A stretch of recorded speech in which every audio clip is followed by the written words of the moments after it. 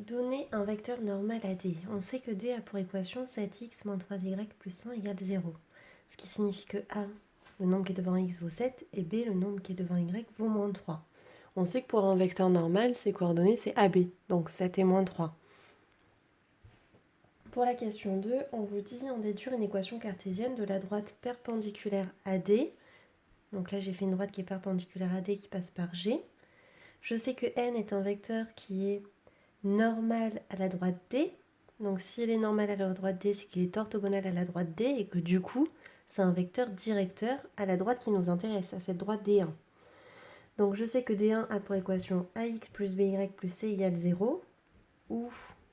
Alors on sait qu'un vecteur directeur, c'est moins BA. Donc moins B, je sais que c'est 7. Et A, je sais que c'est moins 3. Ce qui signifie que B vaut moins 7 et que A vaut moins 3. Ainsi, la droite D1 a pour équation moins 3x moins 7y plus c égale 0. Je vais me servir de l'information dont je ne me suis pas encore servi pour l'instant. Maintenant, je vais me servir du fait que le point G, il appartient également à cette droite. Donc, c'est ce que je vais noter ici. Donc, or G qui a pour coordonnées 9, 2, il appartient à la droite D1. Donc, je vais pouvoir remplacer x par l'abscisse de G, y par l'ordonnée de G, et ça doit être égal à 0. Donc on doit avoir moins 3 fois 9, moins 7 fois 2, plus c égale 0. Ce qui signifie qu'on doit avoir 9 fois 3, ça fait 27. 7 fois 2, ça fait 14.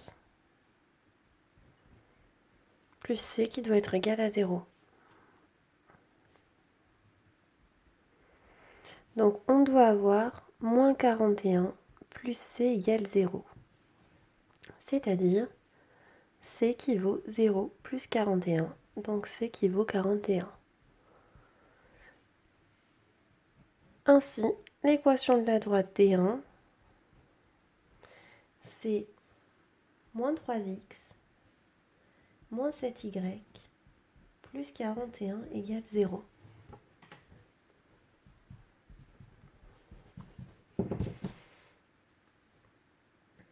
Question 3. Déterminez alors les coordonnées du point D, projetées orthogonales du point G sur la droite donnée. Donc si je regarde mon dessin de tout à l'heure, ça veut dire que G, on le projette sur la droite donnée, donc la droite D. Et le point qu'on obtient ici, c'est le point D. Donc on doit avoir D qui appartient à D1, mais qui appartient aussi à D. Donc le point D, il appartient à l'intersection des droites D1 et de la droite D. Ce qui signifie que je dois avoir deux équations qui se réalisent à la fois, en même temps, pardon.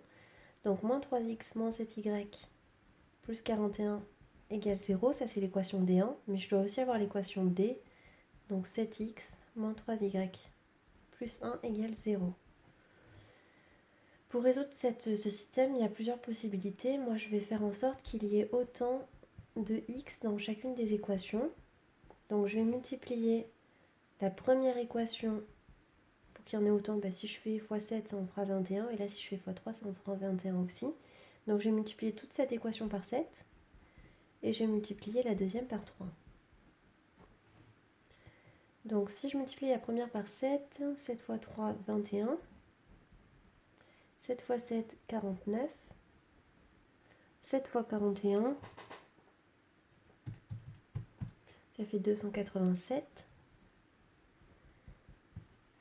La deuxième, je la multiplie par, on a dit 3. 7 fois 3, 21. Principe étant qu'il y en ait autant. 3 fois 3, 9. 1 fois 3, 3 égale 0. Et maintenant, je vais faire une addition entre ces deux équations, ce qui me permet d'enlever les x, parce que moins 21x plus 21x, ça en fait 0. Donc maintenant, équation 1 plus équation 2. Donc on a dit 0x, moins 49 plus moins 9, donc moins 49 moins 9, moins 58y, 287 plus 3, 290 égale 0. Donc on a moins 58y plus 290 qui doit être égal à 0. Donc on a moins 58y qui doit être égal à 0 moins 290, donc à moins 290. Donc on doit avoir y qui vaut moins 290 divisé par moins 58. Ce qui fait 5. Donc on sait que y, il vaut 5. Et maintenant, on va essayer de trouver x avec une des deux équations. Je vais prendre 1, mais pareil, comme tout à l'heure, il y a plusieurs choix. J'aurais pu prendre E2. Et je vais remplacer les y par 5.